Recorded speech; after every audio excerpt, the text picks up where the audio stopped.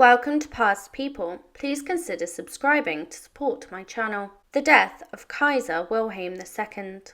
In June 1941, after many years of living in seclusion, Kaiser Wilhelm II, often identified as a primary instigator of the First World War in Europe, passed away in the Netherlands. He held animosity towards numerous European countries and witnessed the outbreak of the Second World War on the continent. The Nazis, who had gained control of Germany, grappled with how to handle the former emperor's remains. Kaiser Wilhelm II was the final emperor of Germany, instrumental in elevating the nation to great power status, which contributed to the onset of the First World War. Interestingly, he was the eldest grandchild of Queen Victoria of Britain. He wielded influence following Victoria's death, even mandating the casting of a death mask of his grandmother's face against her wishes. After the First World War, he fled Germany and lived the rest of his life in exile. But what is the account of his demise? Kaiser Wilhelm was born on the 27th of January 1859, the eldest offspring of Crown Prince Frederick of Prussia and Vicky, Queen Victoria's daughter. His birth was fraught with complications, resulting in a withered arm that he tried to conceal. In 1881, after a period of military service, Wilhelm wed Augusta Victoria, the Princess Schleswig-Holstein, and together they had 7 children. In 1888, Wilhelm's father ascended the throne as Frederick III, but passed away shortly thereafter, making Wilhelm the Kaiser of Germany at the age of 29. Admiring Otto von Bismarck, he compelled Bismarck's resignation within 2 years and believed that bolstering the armed forces was paramount for Germany. He looked towards nations like Britain with intense envy for their navy and empire. Subsequently, Wilhelm expanded the navy and pursued an aggressive policy of colonization, fostering a desire among Germans to establish colonies in various countries. He expressed support for Britain's adversaries. However, following Archduke Franz Ferdinand's assassination in 1914, Wilhelm encouraged Austria to take action against Serbia, providing them with financial backing in case of war. Unfortunately, Wilhelm's naivety about the repercussions of his actions led to the outbreak of the First World War, resulting in the loss of millions of lives across Europe. Many British soldiers who fought had unclear motivations, and Wilhelm's actions brought suffering and upheaval throughout Europe. He found himself somewhat excluded from the military hierarchy, and on occasion he disrupted opportunities for peace by inciting war. His role was nothing short of that of a warmonger. In 1918, the entry of American forces into the conflict coincided with a period of severe suffering for Germany. The years of trench warfare had drained their manpower and resources, resulting in the collapse of the German military. Consequently, Kaiser Wilhelm II abdicated the throne, prompted by uprisings in Berlin and the recognition that he must relinquish the imperial crown. Although he initially desired to retain the title of King of Prussia, he eventually agreed to a complete abdication. On the 10th of November 1918, he crossed the border into exile in the neutral Netherlands by train. His cousin King George V of Britain dubbed him the greatest criminal in history, and the British Prime Minister sought his execution.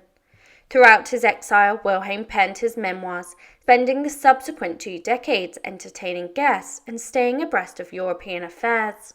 Notably, he remained one of the wealthiest individuals in Germany, even after abdicating. In the early 1930s, he held hopes that the Nazis would facilitate the monarchy's restoration and name his grandson as the new Kaiser. However, Hitler had different intentions, blaming Wilhelm for Germany's darkest days. Wilhelm welcomed Nazis into his home, but he eventually condemned Nazi rule, stating that "we have ceased to live under the rule of law, and everyone must be prepared for the possibility that the Nazis will push their way in and put them up against the wall." Witnessing the persecution of Jews in Germany deeply shocked him, and he admitted feeling ashamed to be German. He critiqued Hitler, noting that a nation is built by families, traditions and values, not solely by military might. He once leaned towards believing in National Socialism, but became disheartened as Hitler eliminated wise and outstanding Germans, leaving a regime of thugs. He criticized Hitler's ability to secure victories without bringing genuine honor and safety to the nation. He lamented that Germany, once a nation of artists and soldiers, had become a realm led by manipulative deceivers and fanatics. He did recognize Germany's initial military achievements at the outset of the Second World War. He corresponded with Hitler, conveying congratulations and expressing hope that under Hitler's leadership the German monarchy would be fully restored. However, the Nazis' conquest of the Netherlands in 1940 brought them to his doorstep. At an advanced age, Wilhelm withdrew from the public life and declined an offer of asylum from Churchill to spend his remaining days at Hohenzollern. In his final years, bitterness towards the British and Jews consumed him. By June 1941, he was gravely ill. In his last week, he battled intestinal issues and took to his deathbed at the age of 82. Despite his severe illness, he showed significant rallying just a few days before his passing. His family gathered by his bedside, leaving as he appeared to improve. Yet on the night of the 4th of June 1941, he suffered a pulmonary embolism and lapsed into unconsciousness. Although his heart continued to beat, he never regained consciousness.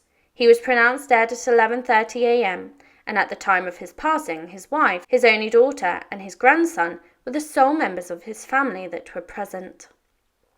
The burial of Kaiser Wilhelm II became a major issue. Initially, Hitler sought to bring Wilhelm's body back to Berlin for a state funeral during wartime.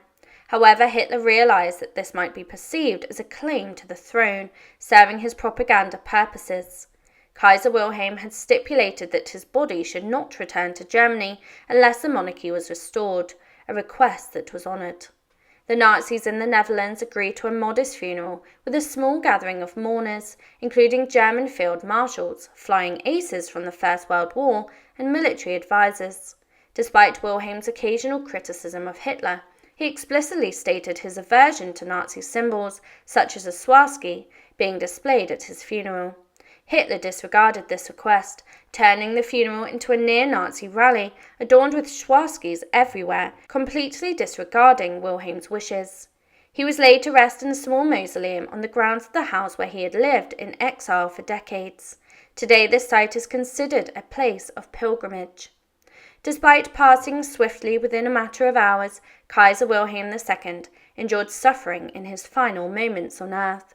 What is truly distressing is that he spent his later years in the Netherlands living comfortably while being accountable for a conflict that tore millions of men from their homes and families.